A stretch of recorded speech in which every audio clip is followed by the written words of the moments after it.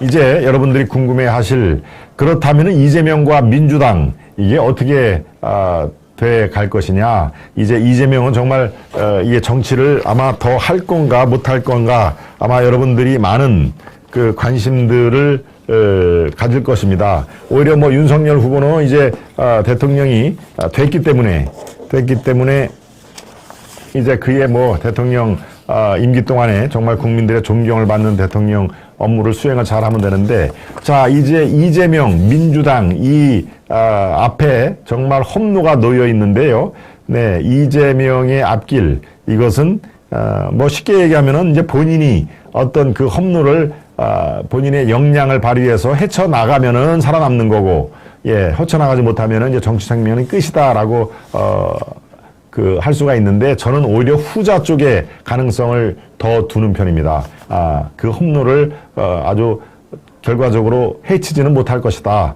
예, 정치적인 재기, 대선 후보가 정치적인 재기를 한다는 얘기는 바로 5년 뒤에 또다시 이 대선 후보로 출마를 해서 성공을 거두는 게 정치적인 재기 아닙니까? 대선 후보까지 한 사람이 뭐 국회의원 한 번 더 한다고 그게 재기로 볼 수는 없는 것이죠. 네, 그러니까 5년 뒤에 정말 지금처럼 더불어민주당, 물론 뭐 당명이 또 바뀔 수도 있겠습니다만 더불어민주당의 대선 후보로 이재명이 또 나올 수 있을까 없을까, 이런 원초적인 질문에 저는 매우 힘들 것이다, 매우 어려울 것이다 라는 그런 분석을 해봅니다. 왜 그럴까요? 그 앞에 놓인 이른바 법적 그 책임, 예, 이것이 만만치가 않습니다. 만만치가. 네. 대장동 게이트가 우선 그렇죠. 대장동 게이트는 이거는 뭐 누가 대통령이 돼도 원점부터 다시 수사를 해야 된다라고 하는 국민적인 여망이 있기 때문에 그게 특검이 될지 아니면은 윤석열 정부에서 임명을 하는 검찰총장, 또 서울중앙지검장, 뭐 지금 뭐 한동훈 얘기도 나오고 그렇지 않습니까? 근데 한동훈, 이른바 윤석열의 측근 중의 측근이라고 한동훈을 바로 기용을 할 수는 없습니다.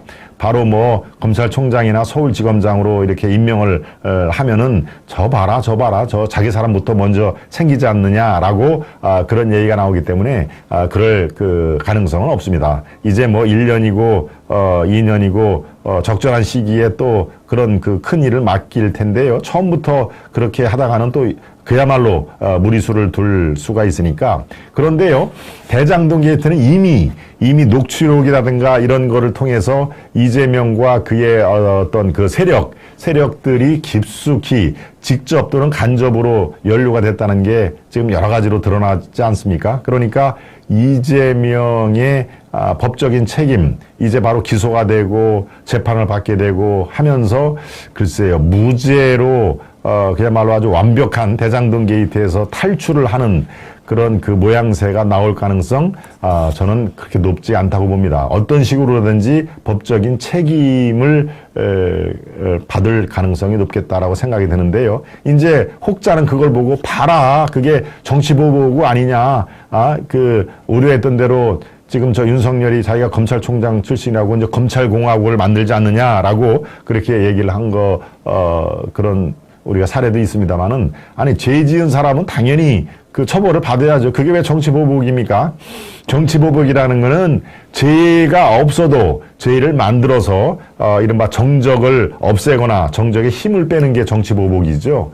죄가 있는 사람한테 죄를 묻는 게 그게 왜 정치보복입니까? 그거는 당연히, 예, 우리 대한민국 자유민주주의에서 법에 따른 조치가 되는 것이죠. 정치 보복과 제대로 된 수사하고는 뭐 하늘과 끈 땅 차이기 때문에, 글쎄요, 저는 뭐 정치 보복이 아니더라도 이재명 후보가 그런 얘기도 했죠. 없는 죄를 있게 만들어서 뒤집어 씌우려고 한다라고 TV 토론에서 그때 얘기를 했나요?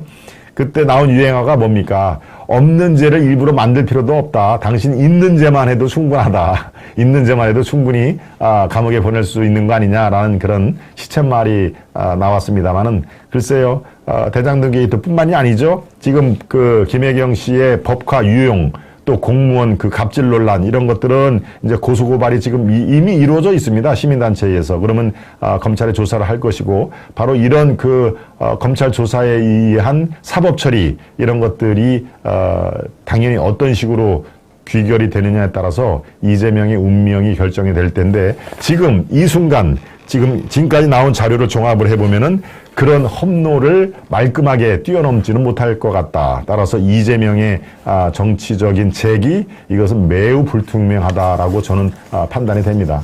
네. 네, 그렇군요. 이세빈님, 윤석열 사단 검사들이 칼을 갈고 있습니다. 예, 슈퍼맨님은 맞습니다. 예, 제 말씀이 맞다는 그런 말씀이시죠? 네. 뉴스거리가 많아 시청률이 대박일 듯 고객님, 나라 전체를 다 갈아엎어야 합니다. 홀로서기님. 제대로 수사를 안 하면 그게 오히려 국민에게 역풍을 맞지 않을까요? 맞습니다. 홍 리치빌 말씀이 많은 분들이 공감을 할 걸로 보입니다. 초밥이 급 땡기네. 초밥이 땡기는데 법카로 그 사먹는 초밥이 맛있다는 그런 말이죠. 예, 윤석열 사단 검사들이 얼마나 고통을 받았는데 있는 죄로 충분하긴 합니다. 김현주님, 자영업자 피해보상 꼭 해주세요. 자영업자 피해보상은 뭐 저거는 아주 급선무입니다. 급선무. 아마 충분히 윤석열 후보도 자영업자에 대한 보상 이런 것들은 무엇보다도 국정 우선순위에서도 이 최우선순위로 저건 할 수밖에 없습니다. 네. 김현주님 분명히 그렇게 될 거라고 저는 믿어 의심치 않고요. 만약에 그걸 또 지지부진하고 이제 선거 끝났다고 만약에 제대로 이루어지지 않으면은 예, 저부터도 가만히 있을 수가 없습니다. 예, 저부터도 아주 강력히 그런 비판과 네. 그런 그 원성의 목소리를 보낼 테니까요. 네. 걱정하지 마시기 바랍니다. 네.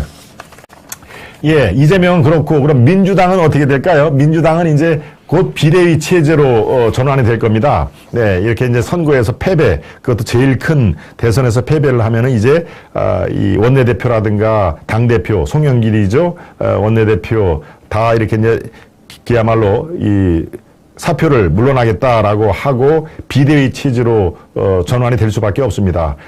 뭐 외부에 있는 뭐 명망가라든가 당내의 중립적인 인사를 비대위원장을 해가지고 당분간 비대위원장 체제로 가면서 국민들의 이제 어차피 이제 성난 민심이 이 정권을 교체해버린 거 아닙니까? 차이가 얼마나 났든가. 그러니까 당분간 이제 한 3개월, 4개월 또 이제 6월 1일 날 또 지자체 선거도 있지 않습니까? 이제 거기를 대비해서 조용하게 이른바 로키라고 그러죠. 국민들의 어떤 심사를 거슬리지 않게 조용한 그 로키 행보로 나갈 것입니다. 예, 비대위원 체제로. 그러면 이제 뭐 당명을 더불어민주당에서 또 다른 당명을 새롭게 한다고 또 당명을 바꿀 수도 있죠.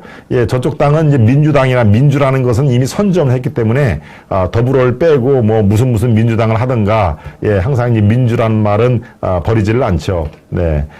당명도 이제 바꿀 테지요. 비대위원장 체제로 이제 가야 되죠. 라고 하면서 이재명 후보하고는 이제 거리를 두는 그런 모양새로 갈 겁니다. 그 와중에 이른바 주류와 비주류가 또 한판 또 아주 난전판을 벌일 것입니다. 그리고 학생 운동권 출신과 그렇지 않은 분들하고 또 이제 격전이 벌어질 것이죠. 한바탕 소용돌이는 뭐 불가피합니다. 그 소용돌이를 잘 관리를 할 수 있는 사람을 이제 비대위원장에 앉혀서 이렇게 한 두세 달 이제 시끄럽겠죠, 저 당도. 그런 다음에 지자체 선거 6월 선거를 앞두고는 또 이제 하나로 뭉쳐서 그래도 서울시장과 부산시장은 우리가 갖고 와야 되지 않느냐라는 이제 공감대를 형성을 할 가능성이 대단히 많다라는 그런 사안을 여러분께 전해드립니다.